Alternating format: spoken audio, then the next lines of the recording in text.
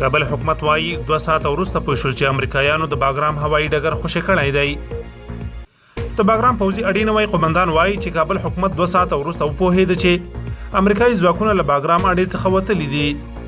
اسوسییټډ پریس خبري اژانس ته افغان امنیتي چارواکو ویلي چې امریکایي ځواکونو له اردو سره له همغږۍ پرته باګرام پرېښی او افغان ځواکونه 2 ساعته وروسته وپوهېدل چې امریکایي ځواکونو اډه خوشي کړې ده. د باګرام اډې نوي قومندان میر اسدالله کوهستاني اسوسییټډ پریس خبري اژانس ته ویلي چې موږ د امریکایانو د وتلو په اړه ځینې ګنګوسې واورېدلې، خو د سهار پر 9 بجو تایید شوه چې هغوی له اډې څخه وتلي دي. راپور کې راغلي چې امریکایانو د باګرام میدان د شپې په تیارو کې تخلیه کړی و، برېښنا او اوبه یې بندې کړې وې. راپور زیاتوي د برېښنا د تګ سره سم د شمال له طرفه خلک په باګرام ورننوتل او چور یې وکړ. راپور زیاتوي امریکایانو ګڼ شمېر اوبه او انرژي بوتلې افغانانو ته پرېښې وې.